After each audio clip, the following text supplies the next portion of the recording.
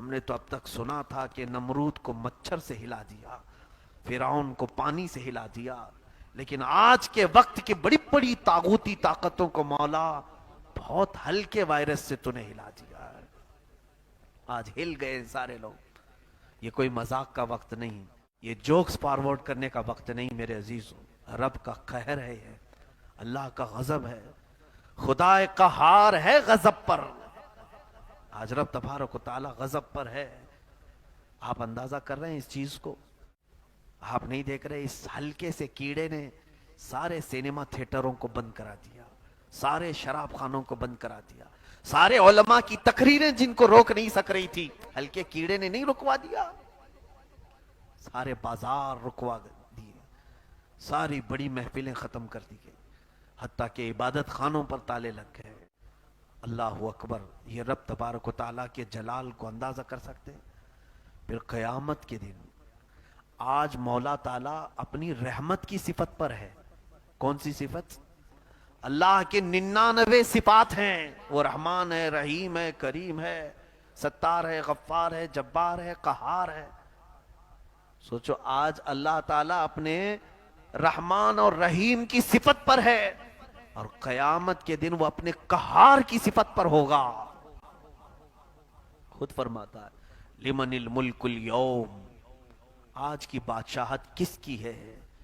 خود فرماتا ہے للہ الواحد القہار، ایک قہر کرنے والے خدا کی آج سلطنت ہے۔ قیامت کے دن کیسا ہوگا جب ہر چیز رک چکی ہوگی؟ مجھے یہ سننے کو مل رہا ہے کہ مسلمان محلوں میں لڑکے پورے باہر گلیوں میں سڑکوں پر کرکٹ کھیل رہے ہیں، تاش کے پتے، کیرم کھیلے جا رہے ہیں، اور گھر میں عورتیں رات بھر ٹی وی سیریل، اور نوجوانوں کے ہاتھ میں موبائل، انٹرنیٹ۔ اللہ کا غضب ہے، وہ جلال میں ہے، اور تم پھر اترا رہے ہو، تم اب بھی اپنا غرور اور تکبر بتا رہے ہو اللہ کو۔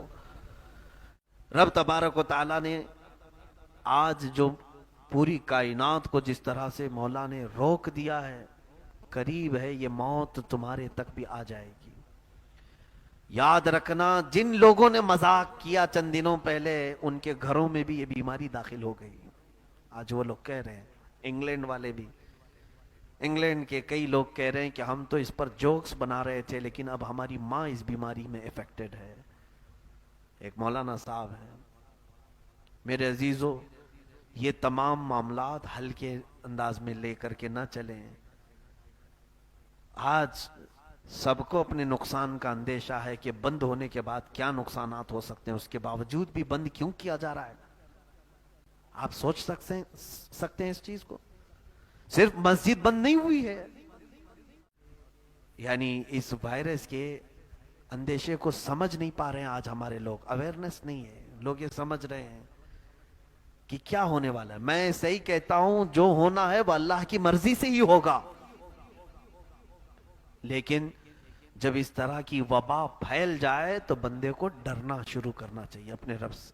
قرآن پاک میں اللہ فرماتا وَلَنُذِيقَنَّهُم مِّنَ الْعَذَابِ الْأَدْنَى دُونَ الْعَذَابِ الْأَكْبَرِ لَعَلَّهُمْ يَرْجِعُونَ۔ سورہ سجدہ کی آیت ہے 21ویں پارے کی۔ اللہ فرماتا ہے ہم ان لوگوں کو چھوٹے چھوٹے عذاب دیتے رہیں گے، بڑا عذاب دینے سے پہلے ہے۔ اس آیت کی تفسیر میں کئی صحابہ نے فرمایا ہم نے حضور صلی اللہ علیہ وسلم سے پوچھا کہ یا رسول اللہ چھوٹا عذاب کیا ہے، بڑا عذاب کیا ہے؟ میرے آقا نے فرمایا بڑا عذاب تو قیامت کے دن ہونے والا ہے، چھوٹا عذاب یہ ہے کہ اللہ بلائیں بھیجے گا، بیماریاں اور مصیبتیں بھیجے گا دنیا میں۔ کیوں بھیجے گا؟ قرآن میں اللہ فرماتا ہے لعلہم یرجعون، تاکہ وہ اپنے گناہوں سے باز آ جائیں، وہ پلٹ آئیں۔ یہ بیماریاں، وبائیں تمہیں پلٹانے کے لیے ہوتی ہیں، نہ کہ کھیل کود کر کے عیاشی کرنے کے لیے کہ چھٹی ہو گئی خوب عیش کرو، ٹھٹے مارو، ہنسو، اسی لیے نہیں ہے۔ مجھے تو اندازہ یہ ہونے لگا ہے کہ آج و کل میں پتہ نہیں کس کے اعلانات ہونے والے ہیں۔ آج مجھے حیرت ان لوگوں کے اوپر ہو رہی ہے جو ان تمام معاملات کو لے کر اب بھی سیریس نہیں ہے، مذاق اڑا رہے ہیں ایک دوسرے کا۔ مذاق مت کرو، یہ اللہ کی پکڑ ہے، اللہ کا عذاب ہے۔ اور حدیث پاک میں یہ ملتا ہے پچھلی قوموں پر جب اللہ عذاب نازل کرتا تو کچھ لوگ کھڑے ہو کر کے ان کا مذاق اڑاتے کہ دیکھو کیسے جل رہے ہیں، کیسے مر رہے ہیں. رب تبارک و تعالیٰ اپنے جلال میں ان لوگوں کو بھی گرفتار فرماتا. آج یہی ہو رہا ہے. انتظار کریں وہ لوگ جو مزے لے رہے ہیں اور لطیفے بنا رہے ہیں اور ایک دوسرے کو جوکس کر رہے ہیں. میں توبہ کرتا ہوں ان تمام محفلوں سے اور ایسی باتوں سے. اب کرنا کیا چاہیے ان حالات میں؟ میں اگر وہ ڈاٹا لے کر کے بیٹھوں تو بیان لمبا ہو جائے گا. 3 ہفتوں میں، صرف 3 ہفتوں میں اٹلی کے اندر جو شروع میں 3 لوگ، 5 لوگ، 7 لوگ تھے، آج کی اپڈیٹ یہ ہے کہ 80,000 لوگوں کو یہ کیڑا پکڑ چکا ہے. تقریباً 80,000 کے قریب. 2 مہینے بھی نہیں گزرے 80,000 لوگ افیکٹڈ ہیں. اس میں بڑے بڑے پیسے والے لوگ، اور ان کے پاس ہیلتھ منسٹری اتنی طاقتور ہے کہ وہ دنیا کے سب سے پاش لوگوں میں آتے ہیں. ان کے پاس بیماریاں ہی نہیں تھیں، سب سے ہائی لیول کے ڈاکٹرز ان کے پاس تھے. اور آج کی رپورٹ یہ بھی ہے کہ علاج کرنے والے 11 ڈاکٹروں کی موت ہو چکی ہے. مولا جب پکڑنے پر آئے تو اونچے اونچی سیٹوں تک کو ہلا دیتا ہے. کون ہے آج تمہارا علاج؟ میرے عزیزوں، وہ یورپ ہے جو ترقی یافتہ ممالک ہیں، جو بے بس ہیں، گھٹنے ٹیک چکے اس طاقت کے سامنے. امریکہ آج اپنی ساری سربلندیوں کے باوجود ناک زمین پر رگڑ رہا ہے. ہمارے پاس اب طاقت نہیں ہے. لوگ اپنے اپنے جگہوں سے اعلان کر رہے ہیں کہ اپنے اپنے دعائیں کرو. سارے بے بس ہو چکے ہیں. جن کے پاس ساری سہولیات ہیں وہ بے بس ہیں. ہندوستان میں تو اور بھی ہیلتھ کے معاملات کو لے کر کے کوئی انتظامات نہیں. اور جانتے ہیں آج آپ بڑے بڑے جو منتری ہیں اوپر، ان تک کوئی ایفیکٹ ہو گیا اور وہ لوگ شکایت کر رہے ہیں کہ ہمیں علاج نہیں مل رہا ہے. عوام، یہ آج عام پبلک کو اگر یہ تمام چیزیں ایفیکٹ ہوں تو میں کون اٹھائے گا، کون لے کر کے جائے گا، کون دیکھے گا؟ میرے عزیزوں، یہ تمام چیزوں میں آج ڈر رکھو. کھیل کود کے لیے بازار باہر گرم مت کرو. کیا کرنا کیا چاہیے ایسے اوقات میں؟ مجھ سے بہت سارے لوگ سوال کر رہے ہیں مسجدیں بھی جب بند کر دی جائیں گی تو ہم کہاں جائیں گے؟ مسجدیں اس لیے نہیں بند کی جا رہی ہیں کہ تمہیں نماز نہیں پڑھانا ہے، تمہیں عبادت سے روکنا ہے، اس لیے مسجدیں نہیں بند ہو رہی ہیں. ہیلتھ منسٹری اس لیے یہ تمام اقدامات نہیں کر رہی ہے. بلکہ معاملات اتنے گمبھیر ہیں کہ اگر اس چیز کو ایسے ہلکے میں لے لیا جائے تو یہ پھر قابو میں نہیں آئے گا. ہزاروں نہیں، لاکھوں کی تعداد میں موتیں ہوں گی. دن میں 1-1 لاکھ لوگ مر جائیں گے اگر اس کو گمبھیرتا سے نہ لی جائے. اس وقت کیا ہوگا؟ نہ کوئی مسجد رہے گی، نہ کوئی درگاہ رہے گا، صرف لاشیں ہی لاشیں ہوں گی. آج اگر ہم اپنی مسجدوں کو اور ساری چیزوں کو نہیں بچا پائے، پڑھنے والا کون رہے گا یہاں پر؟ سب سے پہلی چیز فروض میں جان کی حفاظت فرض اعظم ہے. اپنی جان کی حفاظت فرض اعظم ہے. 5 فرائض ہیں، ان میں سے سب سے پہلا فرض جان کی حفاظت ہے. اللہ تبارک و تعالیٰ نے حکم فرمایا. اللہ کے عذاب کی یہ نشانیوں میں سے سب نشانیاں اس سال ہم نے پچھلے سال دیکھ لی. چاند گرہن اللہ کے عذاب کی نشانی، سورج گرہن اللہ کے عذاب کی نشانی. 2019 میں یہ دونوں ہو چکے، جولائی میں اور دسمبر میں.